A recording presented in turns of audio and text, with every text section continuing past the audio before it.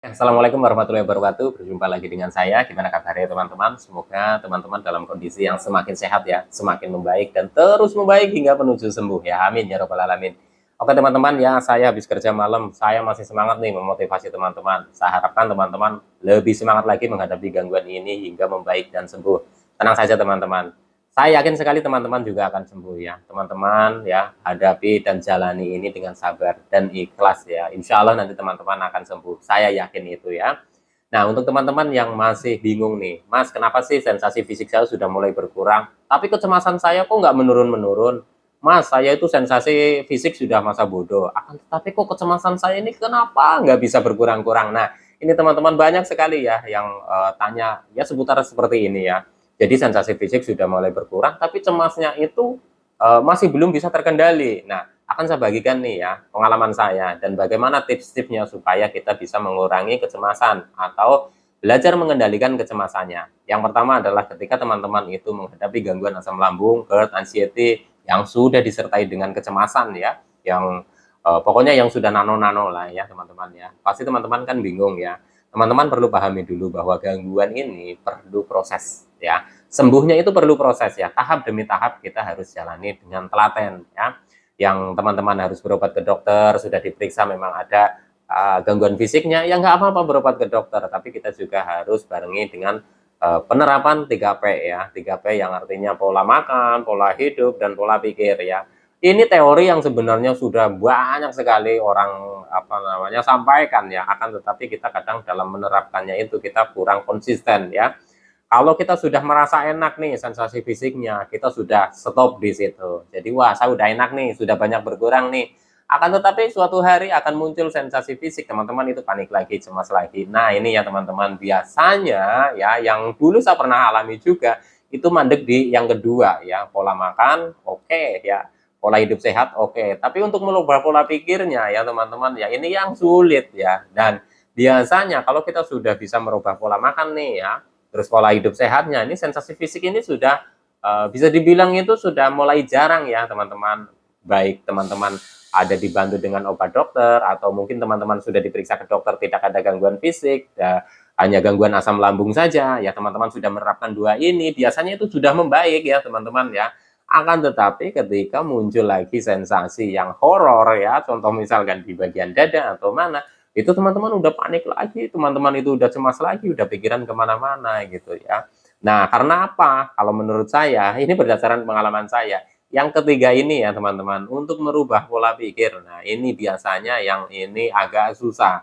Jadi ketika yang dua itu sudah dijalani, sensasi fisik kita sudah mulai berkurang, mulai enak, kita tidak mau belajar lagi yang ketiganya, merubah pola pikirnya ya teman-teman.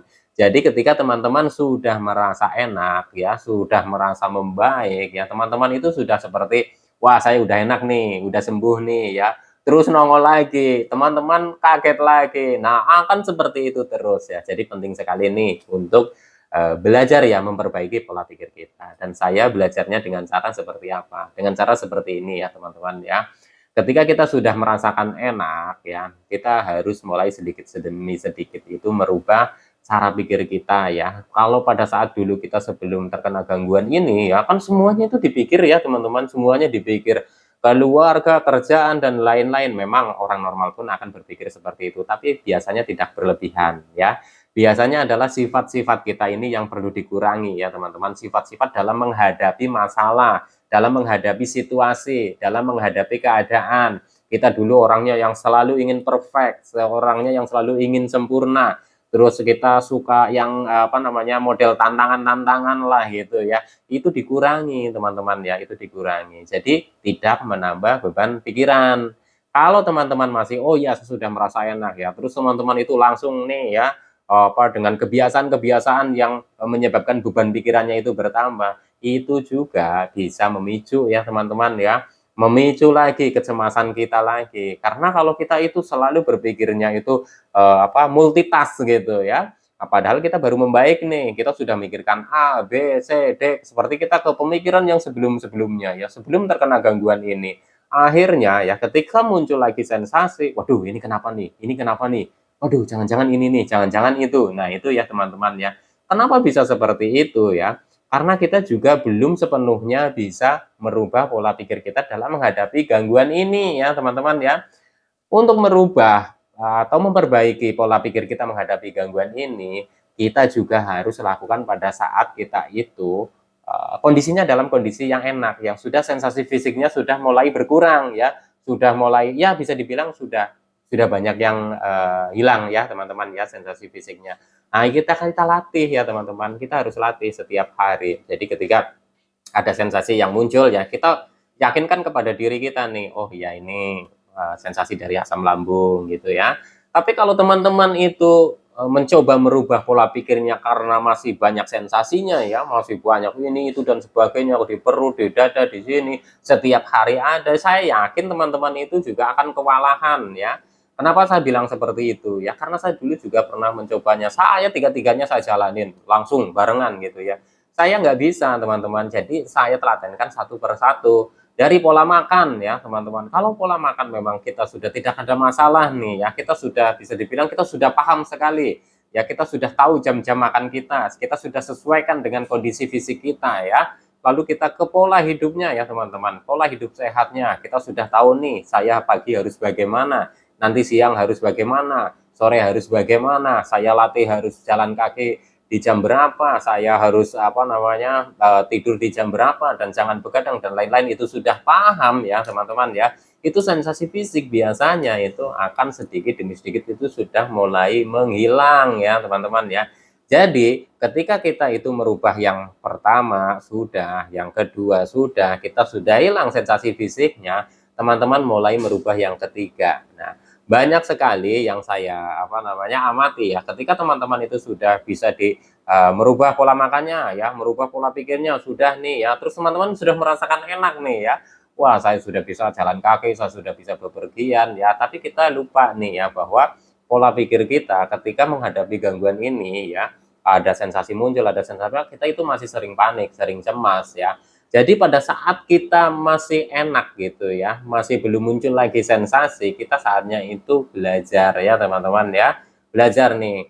Nanti kalau ada muncul sensasi ya, kita udah nggak kaget gitu ya. Kalau kalau bahasa saya seperti itu.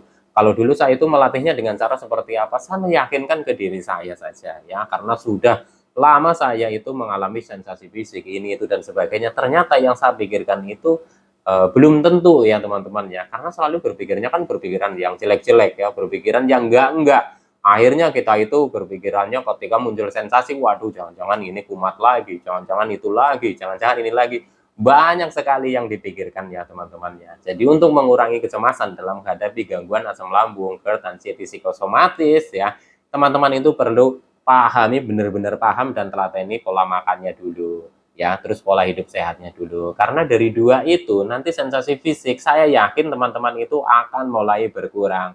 Baru teman-teman itu sedikit demi sedikit belajar ya, belajar untuk memperbaiki pola pikir kita. Jangan terlalu tegang ya teman-teman ya. Jangan kita itu terlalu memaksakan diri ya.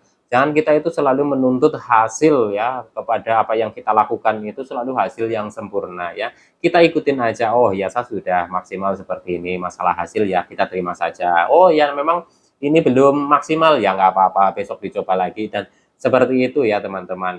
Jadi nanti kalau pada saat teman-teman itu muncul sensasi ya itu nggak kaget lagi karena sudah terbiasa menerima hasil ya, menerima hasil dari oh ya saya muncul kayak gini, oh ya berarti saya ini ada yang kendor nih di pola makan dan pola hidup sehatnya. Jadi ketika teman-teman menanyakan, Mas sensasi fisik saya sudah mulai berkurang nih, ini berkurang, tapi kok kecemasannya saya itu kok masih ada terus, kecemasan saya kok nggak berkurang-berkurang ya teman-teman. Nah, teman-teman mungkin ya, yang ketiga itu ya, yang harus sedikit demi sedikit itu merubah pola pikir kita, itu teman-teman mungkin belum sepenuhnya dijalanin ya atau ditelatenin ya.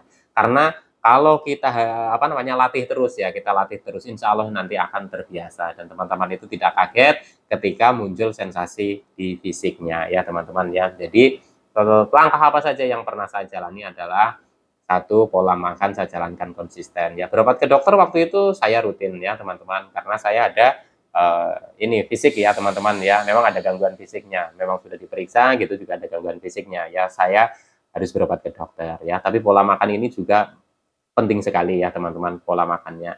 pola hidup sehatnya.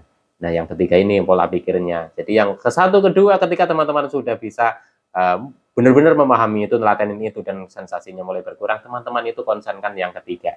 Ya, kalau teman-teman jalankan bareng, saya pernah dulu menjalankan bareng ya. Saya harus merubah pola pikir saya supaya nanti sensasinya berkurang. Dalam kita itu masih banyak sensasi ya teman-teman. Kita harus merubah pola pikir, saya rasa itu sesuatu hal yang sangat apa namanya? Ya menurut saya udah sangat susah lah ya.